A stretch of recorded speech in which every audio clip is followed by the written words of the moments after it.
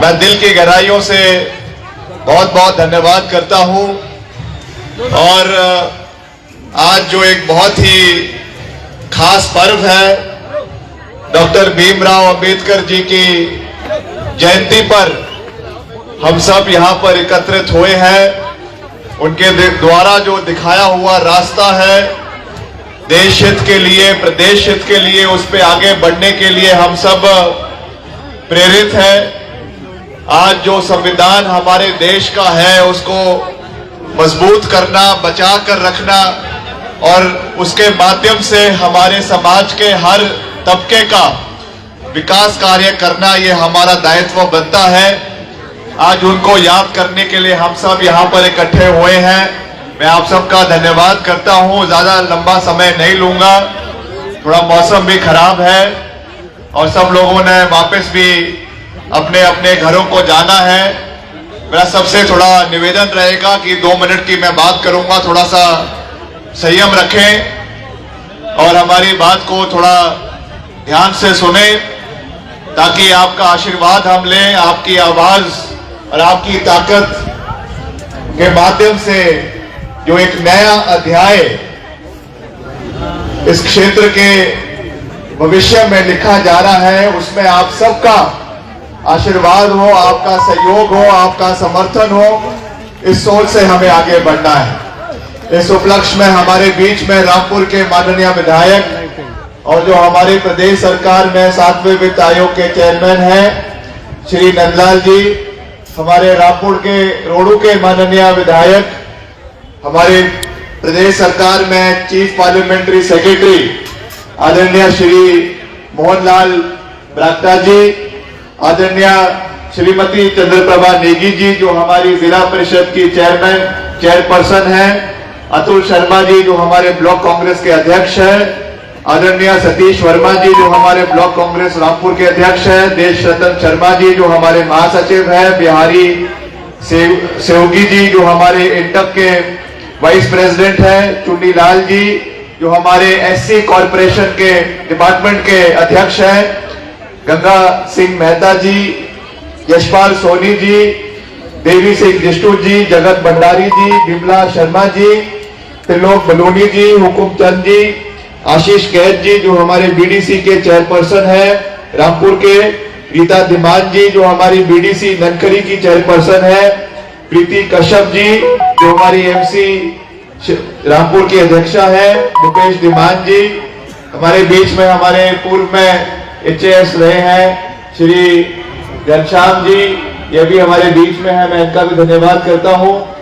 और हमारे frontal organisations DD Kashyap ji जो हमारे वाइस चेयरमैन हैं एससी डिपार्टमेंट के, श्रीमती राज कांता जी, श्री बागचंद जी, डीडी कश्यप जी, तेजू राम जी, किंदू राम जी, ब्रजेश बिष्ट जी, जसविंदर सिंह जस्सी जी, प्रिंस शर्मा जी, पवन चौहान जी, तरुण कैद जी, राहुल सोनी जी और सभी हमारे अलग अलग पंचायतों के प्रधानगण, उप प्रधानगण, महिला मंडल जो समस्त यहाँ पर आई हैं। एक जोरदार ताली आप अपने लिए बजाएं, सारी महिला मातृशक्ति के लिए। आज आप यहाँ पर आई हैं, मैं आप सबका दिल की गहराइयों से मातृशक्ति का बहुत बहुत धन्यवाद करता हूँ। हमारे सभी युवा साथी, बुजुर्गवान जो यहाँ पर आए हैं, बहुत लोग आज नहीं भी आ पाए क्योंकि एक बहुत छोटे अंतरकाल के अंदर इस कार्यक्रम को आयोजित करने का जो है वो हमने निर्णय लिया, मगर आने वाले समय में हम एक विस्तृत दौरा पूरे रामपुर क्षेत्र का करेंगे, आपका आशीर्वाद प्राप्त करेंगे। मगर क्योंकि समय का भी थोड़ा अभाव रहेगा, आप जानते हैं कि इस बारी कांग्रेस पार्टी ने मुझे ये आशीर्वाद दिया है, हमारे केंद्रीय नेतृत्व ने, हमारे पार्टी के आदरणीय अध्यक्ष मल्लिकार्जुन खड़गे जी ने, हमारे प्रदेश के माननीय मुख्यमंत्री आदरणीय ठाकुर सुखविंदर सिंह सुक्खू ने, हमारी पार्टी की अध्यक्षा श्रीमती प्रतिभा सिंह जी जो हमारी वर्तमान में सांसद भी है, और सब लोगों ने ये हमसे आग्रह किया, हमें आदेश दिया कि आपने इस बार मंडी संसदीय क्षेत्र से जो है वो चुनाव लड़ना है। वैसे तो आप सबके आशीर्वाद के साथ प्रदेश की जनता के आशीर्वाद के साथ और खास करके जो मेरा निर्वाचन क्षेत्र है शिमला ग्रामीण, जहां से मुझे दूसरी बार विधायक चुना गया, एक बहुत बड़े मार्जिन के साथ उन लोगों ने वहां से जिताया और एक नई सोच के साथ एक नई जिम्मेवारी सरकार के अंदर दी।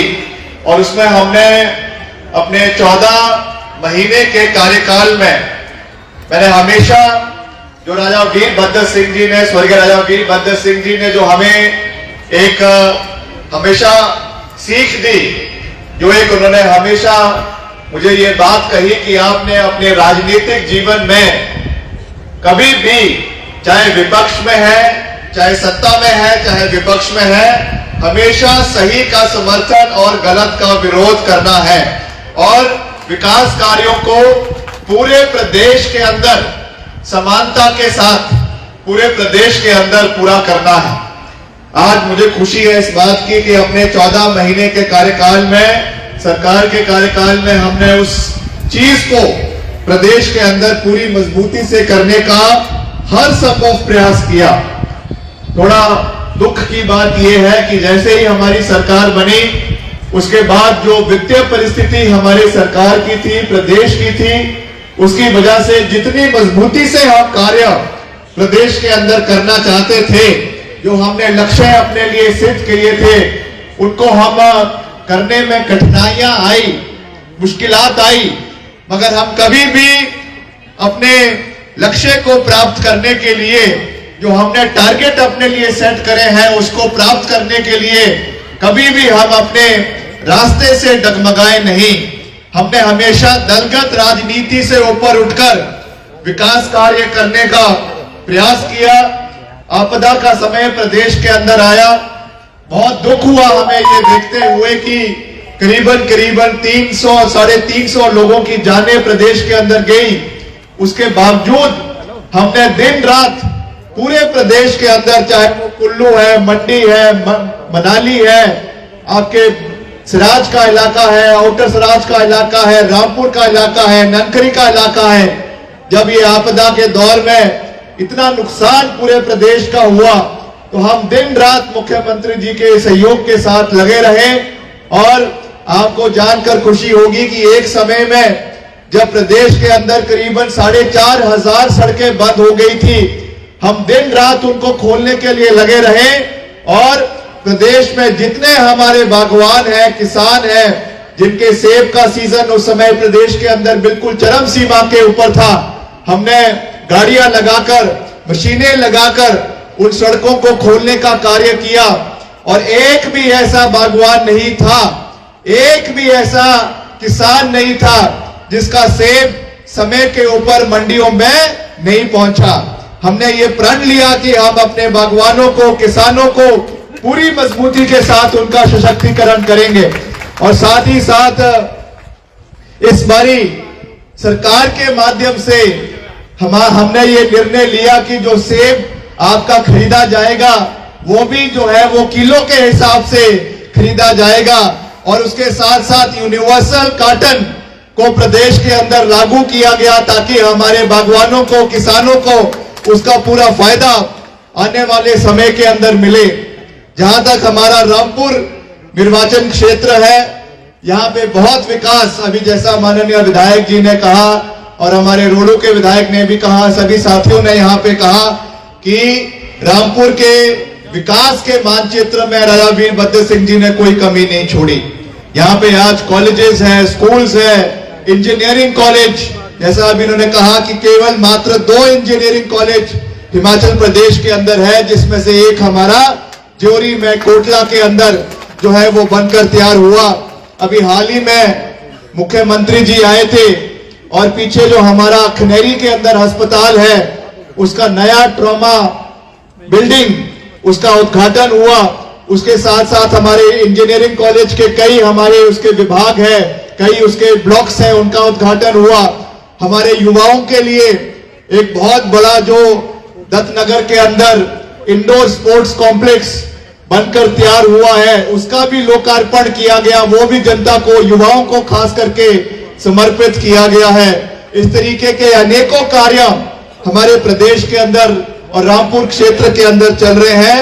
आपको जानकर खुशी होगी कि अभी 1.5 साल के कार्यकाल में हमारे विभाग द्वारा, लोक निर्माण विभाग द्वारा, हमने करीबन 1.5 साल के अंदर 190 करोड़ के विकास कार्य रामपुर निर्वाचन क्षेत्र के अंदर करने में हम सफल हुए हैं, जिसमें चाहे वो ननकरी का इलाका है, चाहे वो 15-20 का इलाका है, चाहे वो सरान क्षेत्र का इलाका है, चाहे वो लालसा डंसा का इलाका है, कोई भी इलाका हो, हमने संपूर्ण तरीके से हर इलाके में सड़कों के निर्माण कार्यों को गति देने का पूरा प्रयास किया।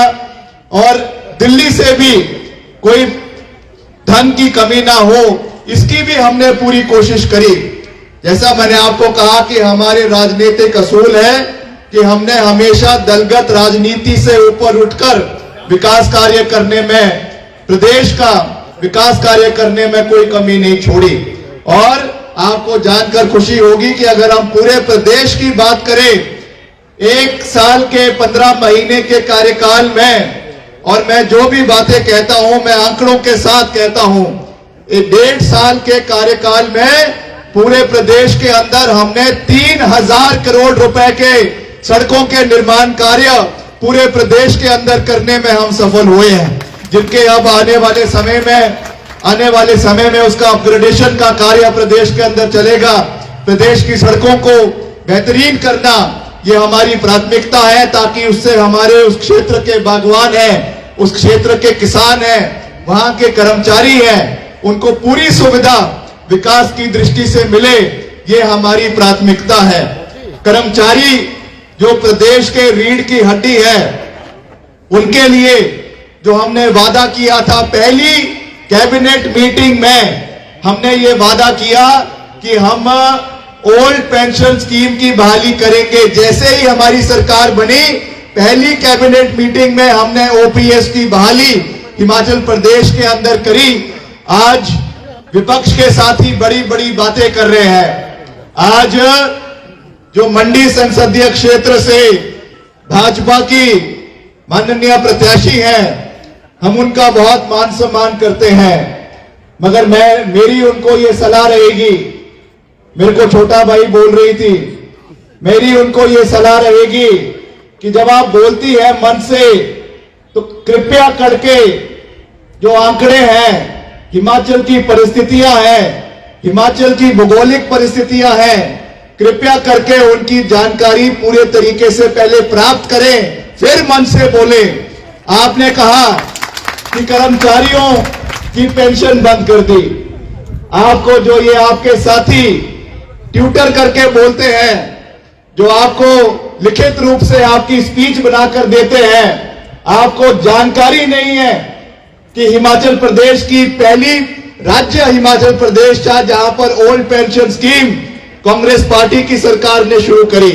अगर आप कर्मचारियों की इतने हितैषी हैं, तो हिमाचल प्रदेश का जो 9000 करोड़ रुपए केंद्र के पास फंसा हुआ है, जो बकाया हमारे ओपीएस पेंशनर्स का है, उसको आप हिमाचल प्रदेश लाइए, तब हम आपकी बात को मानेंगे। बड़ी बड़ी बातें करने से कुछ नहीं होता है, बड़ी बड़ी बातें करने से कुछ नहीं होता है, मैं ये उनको कहना चाहूंगा। और साथ ही साथ हमारे जो पूर्व मुख्यमंत्री है, नेता प्रतिपक्ष है, आदरणीय जयराम ठाकुर जी, मैं उनका भी दिल की गहराइयों से बहुत मान सम्मान करता हूं। ठीक है, हमारे राजनीतिक मुद्दों पर जो है वो विरोध रहता है। आज वो कह रहे हैं कि प्रदेश में जो हमारे कर्मचारियों के साथ आप भेदभाव कर रहे हैं, महिलाओं की बात करते हैं कि महिलाओं को, जैसा अभी नंदलाल जी कह रहे थे कि 1500 की जो पेंशन है वो आपने नहीं दी। मैं ये कहना चाहूंगा, और ये भी बात मैं तथ्यों के साथ कर रहा हूं, हमारी सरकार ने, मुख्यमंत्री जी ने 800 करोड़ रुपए का बजट प्रदेश की महिलाओं के लिए, जो हमारा वादा था, उसको पूरा करने के लिए रखा। मगर यही जयराम ठाकुर जी थे, पहले तो कर्मचारियों को बोलते हैं कि पेंशन चाहिए, तो चुनाव लड़ो। अब महिलाओं की पेंशन को रोकने के लिए अपने विधायकों के साथ चुनाव आयोग में गए और वहां पर जाकर ये कहा कि ये पेंशन प्रदेश की महिलाओं को नहीं मिलनी चाहिए। इसके लिए इन्होंने जाकर चुनाव आयोग में कंप्लेंट करी। ये जब इनके नेता यहां पर आएंगे भाजपा के, इनसे आप पूछिए किस तरीके की महिला विरोधी नीतियां आपकी सरकार, आपके लोग, आपके भाजपा के साथी जो अपनाते हैं, इस चीज के ऊपर जो ये दोहरे मापदंड है, जो ये दोगले मापदंड है, ये चलने वाले नहीं है। हमको जो बातें हैं, जो तथ्य है, वो लोगों के बीच में रखने की आवश्यकता है। तो मैं आज ये आह्वान आपसे करना चाहता हूं, ज्यादा लंबी बात नहीं कहना चाहता। जैसा मैंने कहा कि मौसम भी खराब है, आपने वापस भी जाना है। मेरा आपसे केवल ये विनम्र निवेदन है, रामपुर क्षेत्र के लोगों के साथ, आप लोगों के साथ हमारा कोई राजनीतिक रिश्ता नहीं है। मेरा तो आपसे परिवार का एक छोटा होने के नाते, परिवार का बेटा होने के नाते, आपका भाई होने के नाते आपसे ये विनम्र निवेदन है, प्रार्थना है, ये विनती है कि आपने अपना भरपूर प्यार और आशीर्वाद मुझे देना है।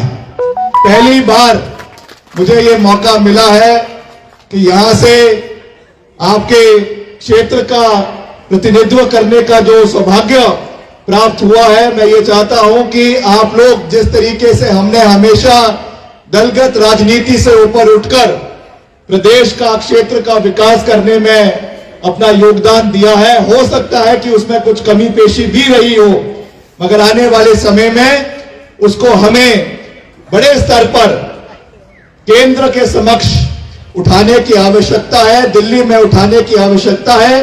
और जिस मजबूती से विपक्ष में रहते हुए भी मैंने अपने निर्वाचन क्षेत्र का, शिमला ग्रामीण की पूरी आवाज को मजबूती से विधानसभा के अंदर उठाया, सरकार में रहते हुए, विपक्ष में रहते हुए प्रदेश का हर मुद्दा, चाहे वो ओल्ड पेंशन स्कीम का था, चाहे वो महिलाओं का था, चाहे वो युवाओं का था, चाहे वो हमारे बेरोजगार युवा, जो हमारे जेओए आईटी के युवा थे, उनकी आवाज को हमने विपक्ष में उठाया और सरकार में उसको पूरा करने का कार्य किया।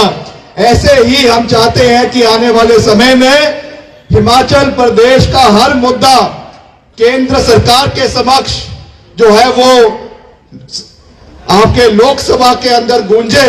इसके लिए आपका आशीर्वाद हमें चाहिए, आपका सहयोग हमें चाहिए, आपका समर्थन हमें चाहिए।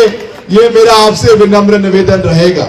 तो मेरा ज्यादा कुछ ना कहते हुए मैं एक बार आप सबका फिर से दिल की गहराइयों से बहुत बहुत धन्यवाद करना चाहता हूं। आप जानते हैं कि मंडी संसदीय क्षेत्र एक बहुत बड़ा इलाका है, जिसमें 17 विधानसभा हल्के आते हैं, बहुत सा जनजातीय क्षेत्र भी है। इसलिए हो सकता है कि हम समय की कमी की वजह से हर पंचायत का या हर जोन का दौरा ना कर पाए, आपके बीच में चुनावों के समय ना आ पाए, मगर मैं आपको जब अपने परिवार का सदस्य मान रहा हूं तो आपसे ये निवेदन है कि हर एक व्यक्ति ने, चाहे वो महिला है, चाहे वो बुजुर्ग है, चाहे वो युवा साथी है, सब ने इस चुनाव को विक्रमादित्य सिंह बनकर लड़ना है, लोगों के बीच जाना है और मिलकर यहां से ऐतिहासिक लीड के साथ। अभी यहां पे कुछ आंकड़ों की बात करी जा रही थी, मैं आंकड़ों में नहीं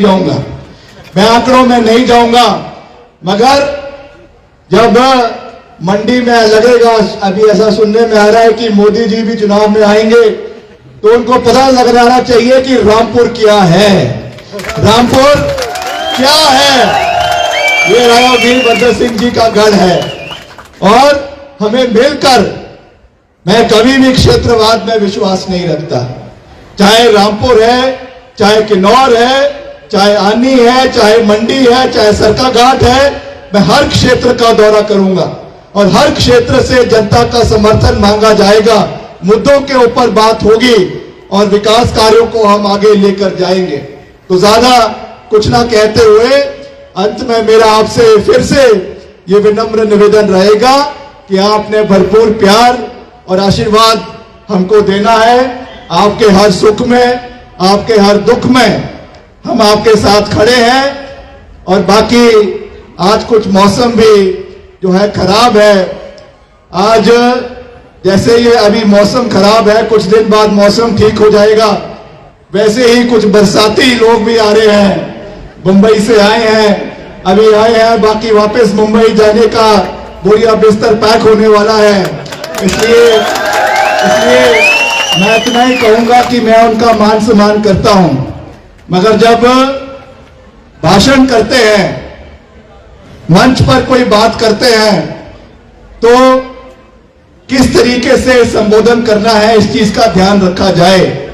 वो वहां पे कह रहे थे, मनाली के मंच पे कह रहे थे कि ये जो है राजा का बेटा है। मैं उनको कहना चाहूंगा कि वो उस राजा की बात कर रहे हैं जो एक केवल रामपुर के रियासत के राजा नहीं थे, वो हिमाचल प्रदेश के दिलों के राजा थे, जिन्होंने 6 बार हिमाचल प्रदेश के मुख्यमंत्री बने, 3 बार मंडी संसदीय क्षेत्र के सांसद बने, 2 बार महासू संसदीय क्षेत्र के सांसद बने, 3 बार केंद्रीय मंत्री बने। इसलिए अगर आप उन राजा के बेटे की बात कर रहे हैं तो मुझे गर्व है कि मैं राजा वीरभद्र सिंह जी का बेटा हूं। और मिलकर हम उनकी जो विरासत है, राजा वीरभद्र सिंह जी की विरासत विक्रमादित्य सिंह की अकेले की नहीं है, ये विरासत आप सबकी विरासत है। और हमको मिलकर इस विरासत को नई ऊंचाइयों के ऊपर लेकर जाना है। तो मैं ज्यादा कुछ ना कहते हुए आपको ये विश्वास दिलाता हूं कि हम मिलकर यहां की आवाज को उठाएंगे और विकास कार्यों में कोई कमी नहीं आने देंगे, ये मेरा वादा आपको है। रामपुर का जो नाम है, रामपुर का जो हमारे विकास के मानपटल पे जो एक अलग पहचान पूरे हिमाचल प्रदेश के अंदर है, अब ये मौका आ गया है कि रामपुर की एक पहचान केवल देश प्रदेश में नहीं मगर पूरे देश के अंदर रामपुर का नाम बनना चाहिए। इस सोच के साथ हम लोगों को आगे बढ़ने की आवश्यकता है। आप सबका एक बारी फिर से दिल की गहराइयों से मैं बहुत बहुत धन्यवाद करता हूं। और आज के इस पावन पर्व पे जैसा मैंने कहा कि डॉक्टर भीमराव अंबेडकर जी जिन्होंने हमारे संविधान को बनाया, आज ऐसी ताकतें हमारे देश के अंदर आ गई है। आप देख रहे हैं कि एक नारा विपक्षी साथियों ने दिया है कि 400 पार करना है। वो 400 पार ऐसे नहीं उन्होंने करना है, उसके पीछे एक संयोजित साजिश है कि आने वाले समय में लोकतंत्र को ही खत्म कर देना है, आने वाले समय में चुनाव ही ना हो, इस तरीके की एक प्रक्रिया देश के अंदर बनाई जाने का एक षड्यंत्र रचा जा रहा है। आज जिस तरीके से हमारी लोकतांत्रिक ताकतें, इनको खत्म किया जा रहा है, इनकम टैक्स के माध्यम से, ईडी के माध्यम से, सीबीआई के माध्यम से, जो कोई बोलने की कोशिश करता है, जो कोई अपने लोगों की आवाज उठाता है, उसको उठाकर जेल के अंदर डाल दिया जाता है। पहली बार देश में, देश के इतिहास में यह हुआ कि दो मुख्यमंत्री जो मुख्यमंत्री के पद पे बैठे हुए हैं, आज उनको जेल के सलाखों के पीछे डाल दिया गया है। ये हमारे लिए शर्म की बात है।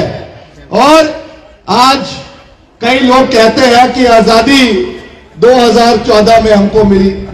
अरे हमारे नेताओं की सम्मान नहीं करना है तो मत करो, कम से कम आपके जो श्रद्धे अटल बिहारी वाजपेयी जी जो प्रधानमंत्री रहे, 6 साल तक देश के प्रधानमंत्री रहे, कम से कम उनका तो सम्मान करो, कम से कम उनको तो याद करो कि उनके समय में जो परमाणु हमारा न्यूक्लियर टेस्ट हुआ, जिसकी वजह से भारतवर्ष जो है एक न्यूक्लियर पावर बना, कम से कम उनको तो याद करो।